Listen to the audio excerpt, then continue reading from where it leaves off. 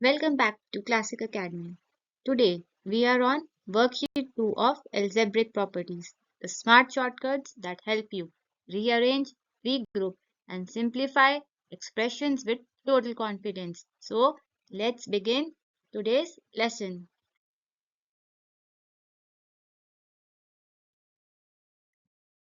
Rules of operations.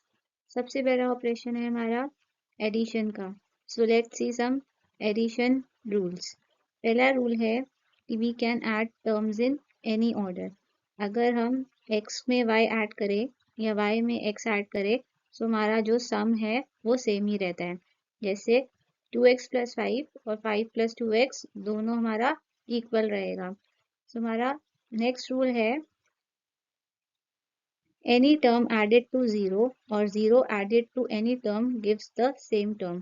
किसी भी term में अगर हम 0 ऐड कर दे या 0 को हम किसी भी टर्म से ऐड कर दे तो हमें सेम टर्म मिलती है। जैसे कि 4x प्लस 0 और 0 प्लस 4x हमें सेम टर्म देगा, दैट इज 4x। हमारा थर्ड रूल है the sum remains the same even if grouping of terms is changed। पहले हम y प्लस z ऐड करें और फिर उसमें x ऐड करें, या पहले हम x और y ऐड करें या फिर उसमें z ऐड करें, तो इससे हमारा सम पे कोई इफेक्ट नहीं पड़ता, हमारा सम सेम रहता है। जैसे कि 2x plus bracket 3y plus 4z, मतलब कि अगर हम पहले 3y प्लस 4z को ऐड करें फिर उसके अंदर 2x ऐड करें, या फिर हम पहले 2x प्लस 3y ऐड करें और फिर उसके अंदर 4z ऐड करें, तो हमारा जो सम है वो इक्वल रहेगा। नेक्स्ट ऑपरेशन है हमारा सब्ट्रैक्शन। इन सब्ट्रैक्शन हमारा जो डिफरेंस है वो सेम नहीं रहता अगर हम ऑर्डर को चेंज कर दें। जैसे कि अगर हम x में से y माइनस करें तो हमारा इक्वल नहीं होगा अगर हम y में से x माइनस करें, क्योंकि इन फर्स्ट केस y हमारा नेगेटिव है और x हमारा पॉजिटिव है, लेकिन इन सेकेंड केस y हमारा हो गया पॉजिटिव और x हो गया हमारा नेगेटिव, जिसकी वजह से हमारा जो डिफरेंस है वो इक्वल नहीं रहेगा। जैसे कि 5 माइनस 3, 5 माइनस 3 होता है हमारा 2, लेकिन 3 माइनस 5 होता है हमारा -2। तो हमने देखा कि 2 -2 के इक्वल नहीं है, मतलब कि डिफरेंस के अंदर अगर हम ऑर्डर चेंज कर देंगे तो हमारा जो डिफरेंस आएगा वो सेम नहीं आएगा। 2x माइनस 3 जो है वो 3 माइनस 2x के इक्वल नहीं है, क्योंकि इन दिस केस 2x हमारा पॉजिटिव है और 3 नेगेटिव है।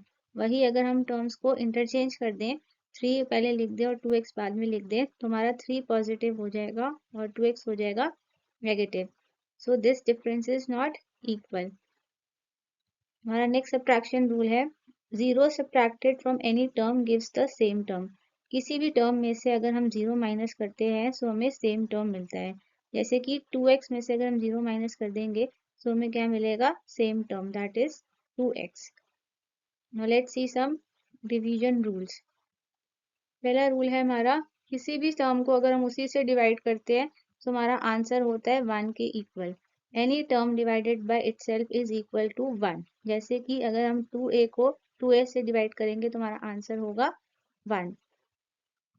हमारा नेक्स्ट रूल है any term divided by 1 gives the same term. किसी भी टर्म को अगर हम 1 से डिवाइड करते तो हमें क्या मिलता है, सेम टर्म। जैसे कि 4x को अगर हम 1 से डिवाइड करेंगे तो हमें सेम टर्म मिलेगा, जो कि हमारा है 4x।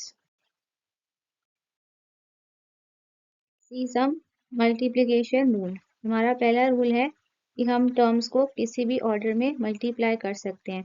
x इंटू वाई होता है हमारा xy और y इंटू एक्स होता है हमारा yx। ऑर्डर चेंज करने से हमारा जो प्रोडक्ट है वो फिर भी सेम ही रहता है। जैसे कि अगर x है हमारा 4 और y है हमारा 5, तो 4 इंटू 5 होता है हमारा 20। यही हम 5 इंटू 4 कर देंगे तो भी हमारा प्रोडक्ट क्या रहेगा, 20। तो हम टर्म्स को किसी भी ऑर्डर में मल्टीप्लाई कर सकते हैं। हमारा नेक्स्ट रूल है द डिस्ट्रीब्यूटिव प्रॉपर्टी।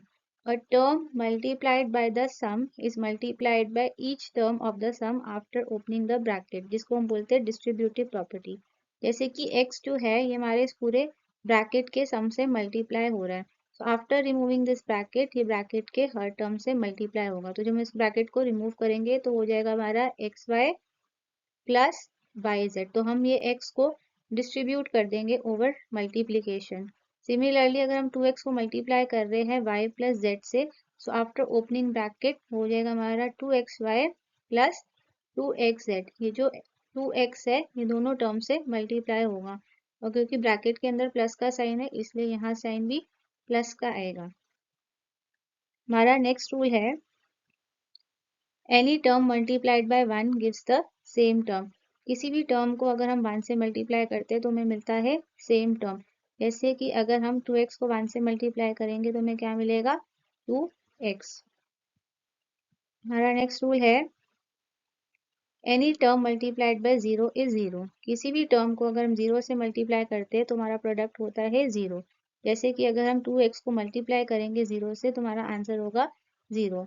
अब हमें यहाँ पे एक चीज नोट करनी है कि जब भी हम किसी नंबर को लिटरल नंबर से मल्टीप्लाई करते हैं तो हम पहले नंबर लिखते हैं और लिटरल नंबर को बाद में लिखते हैं। जैसे कि 4 और x हमारा है लिटरल नंबर और ये हमारा है नेचुरल नंबर। तो जब हम इन दोनों को मल्टीप्लाई करेंगे तो हम इसको 4x लिखेंगे, x 4 नहीं लिखेंगे। नंबर हमेशा लिटरल नंबर से पहले लिखा जाएगा।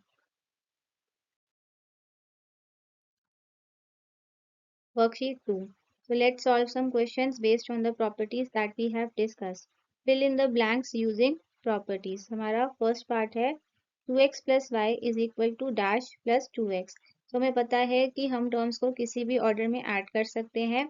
तो अगर हम 2x में y ऐड कर रहे हैं तो हमें यहाँ पे क्या फिल करना है कि हमारा जो सम है वो इक्वल रहे। तो यहाँ पे हम क्या फिल करेंगे y। तो 2x plus y is equal to y plus 2x। हमारा नेक्स्ट पार्ट है 4a plus dash plus 2c is equal to 5b plus dash plus 4a। हमें पता है कि हम टर्म्स को किसी भी ऑर्डर में ऐड कर सकते हैं। तो हमें यहाँ पे ऐसे दो नंबर्स फिल करने हैं कि हमारा जो सम है वो दोनों साइड का सेम रहे। तो as we can see 4a हमें दोनों साइड दिया हुआ है और इस साइड पे हमारा क्या मिसिंग है 5b और इस साइड पे हमारा क्या मिसिंग है 2c। तो अगर हम यहाँ पे 5b और वहाँ पे 2c ऐड कर देंगे तो जो हमारा सम है वो दोनों साइड पे सेम रहेगा। तो हमारा आंसर होगा 4a plus 5b plus 2c is equal to 5b plus 2c plus 4a। Next part is 5y minus 0 is equal to dash. हमें बताया कि अगर हम 0 को किसी भी टर्म से माइनस करते हैं तो हमारा आंसर होता है the term itself. 5y minus 0 is equal to 5y। Next part is 3x into 2y is equal to 2y into dash. तो हमें पता है कि हम टर्म्स को किसी भी ऑर्डर में मल्टीप्लाई कर सकते हैं। तो अगर हम 3x में 2y मल्टीप्लाई कर रहे हैं तो 2y में हम क्या मल्टीप्लाई करें कि हमारा प्रोडक्ट सेम रहे। तो हम क्या मल्टीप्लाई करेंगे अंदर 3x मल्टीप्लाई करेंगे। तो हमारा आंसर है 3x into 2y is equal to 2y into 3x। Next part is 2p divided by 1 is equal to dash. तो हम 2p को जब 1 से डिवाइड करेंगे तो क्या आंसर होगा। हमें पता है कि हम किसी भी टर्म को जब 1 से डिवाइड करते हैं तो हमारा आंसर होता है द टर्म इटसेल्फ। तो 2p डिवाइडेड बाय 1 का आंसर होएगा हमारा 2p। Next part is dash divided by x is equal to 0। तो हम किसको x से डिवाइड करें कि हमारा आंसर 0 आए। तो हमें बताया कि हम 0 को किसी भी नंबर से डिवाइड कर दें तो हमारा आंसर आएगा 0। तो 0 divided by x is 0। Next part is 2b into dash is equal to 2b। 2b में हम क्या मल्टीप्लाई करें कि हमारा आंसर 2b आए। हमें पता है कि अगर हम किसी भी नंबर को 1 से मल्टीप्लाई करते हैं तो हमारा आंसर होता है द टर्म इटसेल्फ। तो 2b में अगर हम 1 मल्टीप्लाई करेंगे तो हमारा आंसर 2b आएगा। तो 2b into 1 is equal to 2b। Next part is minus 4x into 3y is equal to 3y into dash. तो 3y में हम क्या मल्टीप्लाई करें कि हमारा ये जो प्रोडक्ट है वो माइनस 4x इंटू 3y के इक्वल हो। हमें पता है कि हम टर्म्स को किसी भी ऑर्डर में मल्टीप्लाई कर सकते हैं। तो अगर हम माइनस 4x में 3y मल्टीप्लाई करें या 3y में माइनस 4x मल्टीप्लाई करें तो हमारा प्रोडक्ट सेम रहेगा। तो हमारा आंसर है minus 4x into 3y is equal to 3y into minus 4x. Next part is x into bracket 2y plus z bracket closed is equal to x into dash plus x into dash. तो ये हमारा distributive property का question है। हमें पता है कि इसके अंदर जो ब्रैकेट के बाहर वाला टर्म होता है वो आफ्टर ओपनिंग द ब्रैकेट के ईच टर्म से मल्टीप्लाई होता है। तो ब्रैकेट के जो बाहर वाला टर्म है हमारा x, after opening this bracket वो ब्रैकेट के हर टर्म से मल्टीप्लाई होगा इंडिविजुअली, दैट इज 2y और z। तो x into 2y plus z हमारा किसके इक्वल होएगा, x into 2y plus x into z। Next part is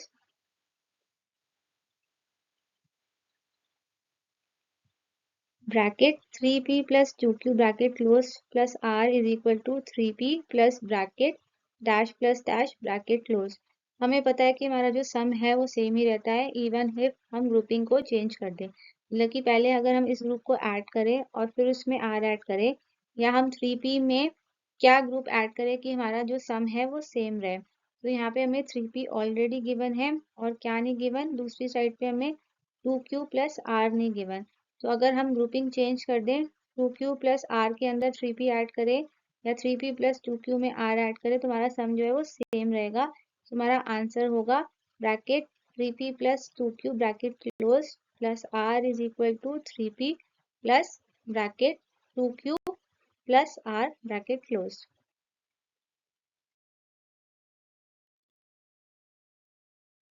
Here are some practice questions for you all. Why don't you try to solve these blanks? Dear students, this is the end of today's lesson. In the next video, we will begin working on worksheet 3 of this chapter. So stay tuned and keep practicing. I hope you have learned something new. You understood it with joy. And now it's time to say bye with a smile. See you next Monday for more fun and learning.